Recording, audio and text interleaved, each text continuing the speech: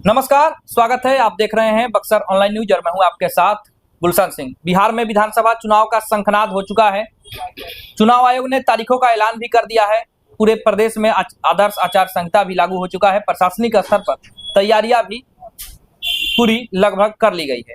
ऐसे में जो राजनीतिक दलें हैं वो अभी अपने अपने प्रत्याशियों को लेकर के, टिकट बंटवारे को लेकर के मंथन कर रहे हैं। औपचारिक घोषणा किसी भी प्रत्याशियों का अभी तक नहीं किया गया। इस बीच बक्सर सदर विधानसभा सीट से एक ऐसा युवा चेहरा निर्दलीय चुनावी मैदान में उतरने जा रहा है जिसकी चर्चा पिछले कई दिनों से शहर में जोरों शोरों से चल रही है। हमारे साथ बातचीत करने के लिए मौजूद हैं ओम जी यादव, जो कि एक युवा समाजसेवी हैं और काफ़ी अच्छा इनका पहचान भी है, पकड़ भी है, और इस बार चाहते हैं कि बिहार विधानसभा चुनाव 2025 में ये अपने भाग्य का आजमाइश जरूर करें।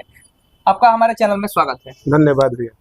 अच्छा ओम जी, पहले से भी आप लगातार जो है समाज में सक्रिय रहे हैं, विभिन्न सामाजिक कार्यक्रमों में आप हिस्सा लेते रहे हैं, और एकाएक आपको ऐसा क्या लगा कि आपको चुनाव में उतरना पड़ रहा है? चुनाव में उतरने के एक ही रीजन है, बक्सर के विकास की बात करें और बक्सर के विकास हो, इसके लिए चुनाव में लड़ना में बहुत जरूरी है। तो कैसे विकास कीजिएगा आप बक्सर का? बक्सर का विकास करेंगे, चुनाव लड़ेंगे, चुनाव जीतने के बाद हम बक्सर का विकास करेंगे।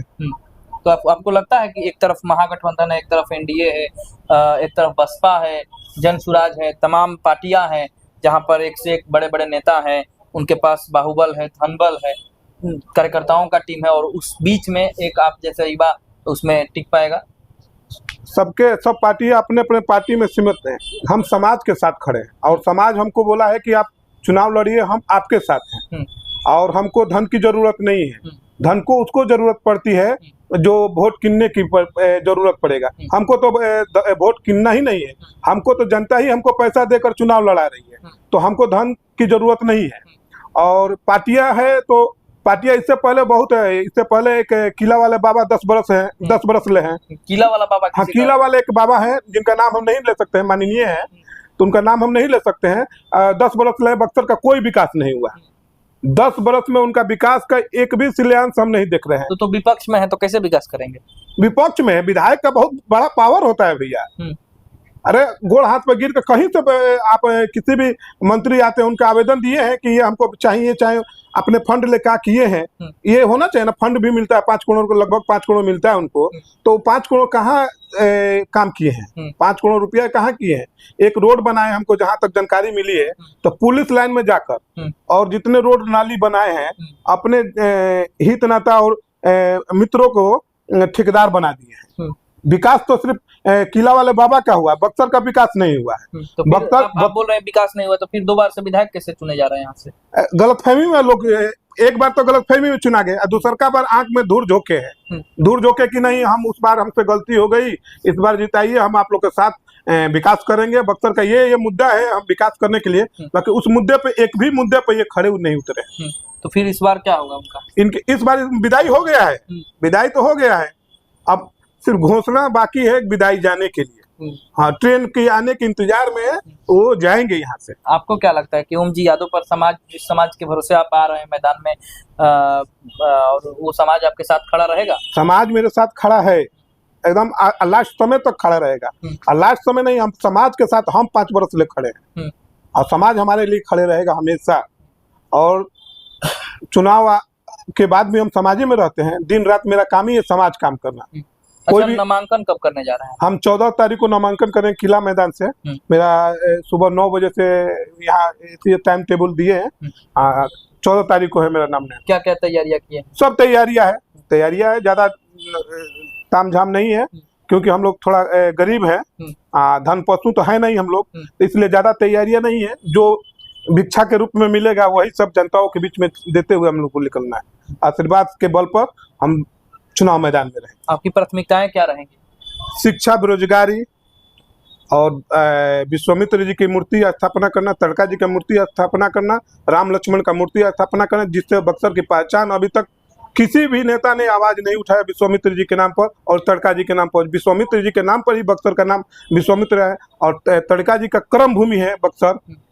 लोग बड़े बड़े लोग आते हैं, पूछते हैं तड़का जी का मंदिर कहाँ है, तड़का जी का मूर्ति कहाँ है, तो कोई बताने वाला नहीं है और न है। बक्सर में है ही नहीं तो कोई बताएगा क्या। ताड़िका का मंदिर बनवाइएगा। हाँ तड़का ताड़िका तो राक्षसी थी। राक्षसी वो भाई, बक्सर तो पहचान है। अगर राक्षस होकर उनको मारने के लिए राम लक्ष्मण आए, अगर तड़का जी नहीं रहती तो यहाँ राम लक्ष्मण नहीं आते। यहाँ रामेश्वर जी बाबा है हमारे, उनकी स्थापना नहीं होती है। राम जी का यहाँ चरण पादुका है। अभी किसी को नहीं कोई बताता होगा तो चरण पादुका रमरेखा घाट के बड़ी मठिया में है। तो तड़का नहीं रहती तो राम जी का हम लोग को दर्शन नहीं होता। तो तड़का भी हम लोग का ऐसी है, राक्षस है तो क्या हुआ। शिक्षा और बेरोजगारी की बात आप कर रहे हैं। हाँ, शिक्षा रोजगार बेरोजगारी है। यहाँ के लोग बहुत पलायन कर रहे हैं। तो विधायक का कहाँ से इतना होगा कि बेरोजगारी रोक देगा वो। आप नौजवानों को बताइए, इतना ऐसी चल रहा है, PNY लोन चल रहा है, ये सुविधा दे रहा है बैंक में। आप युवाओं के लिए खड़े होकर लोन दिलवाइए, रोजगार पैदा कराइए। ठेला ठूली के लोगों के 2 लाख रुपया मिल रहा है रोजगार करने के लिए। विधायक को चाहिए हर नौजवान जो उनके लिए वोट मांग रहे हैं, घूम घूम कर मांगते थे, अब तो नहीं मांगेंगे। जो घूम घूम वोट मांगते थे उन लोग को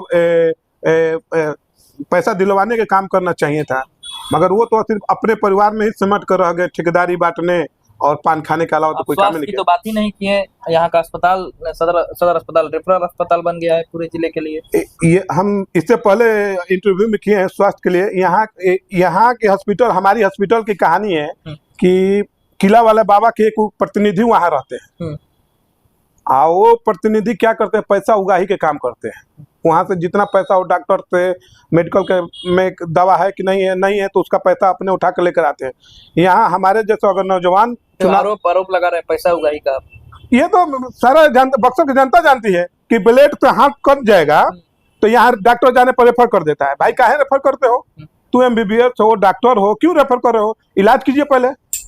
लास्ट स्टेप में हम ये के प्रतिनिधि पर आप आरोप लगाए। हाँ, उगाही करते हैं कितने देख, कोई सामने देखता है, कोई किसी के सामने कोई किसी को पैसा देता है कि हाँ वहाँ चर्चा है कि पैसा उगाही होता है, और नहीं होता तो रेगुलर डॉक्टर क्यों नहीं वहाँ बैठ रहे, रेगुलर दवा क्यों नहीं मिल रहा है हॉस्पिटल में। भाई आप प्रतिनिधि एक बार वहाँ हॉस्पिटल में जाकर पूछें डॉक्टरों से कि आपका कौन सा विभाग है, आपका कौन सा विभाग है, हॉस्पिटल में कौन कौन सी दवा है, ऑक्सीजन है कि नहीं है। 2 साल से ऑक्सीजन बंद है, वहाँ टंकी पर चल रही है, कौन पूछने। एक बार हमारे माननीय किला वाले बाबा गए हॉस्पिटल में पूछने के लिए कि हॉस्पिटल में कौन कौन सी दवा है और कौन कौन सी दवा नहीं है। अच्छा, चलिए ये बताइए कि आप जब इतने दिनों से समाज सेवा किए हैं तो विभिन्न राजनीतिक दलों से भी आपका संबंध रहा होगा, तो आप निर्दलीय चुनाव क्यों लड़ना चाह रहे हैं, क्यों नहीं किसी दल से आ गए। दल से आने की ना रीजन है कि हम क्योंकि दल वाले लोग जो है वो पैसे पर सीट बांटते हैं, हम गरीब आदमी हैं, हम गरीब बाप के लड़के हैं, तो हमको पैसा तो मेरे पास है नहीं, हमारे पास समाज है और समाज के साथ हम लड़ रहे हैं। इसलिए हमको पार्टी जो है वो हमको सीट नहीं दे सकती है, क्योंकि गरीबों को कोई पूछने वाला नहीं है, गरीब को सिर्फ समाज ही पूछेगा। इसलिए हमको निर्दलीय चुनाव लड़ने की कोशिश में है, क्योंकि मेरे पास 2 करोड़ 4 करोड़ रुपया है नहीं कि हम पार्टी फंड में ले जाकर जमा करेंगे तब हमको टिकट मिलेगा। हम समाज सेवा करने के लिए आए हैं, न कि पार्टी में फंड देने के लिए आए हैं।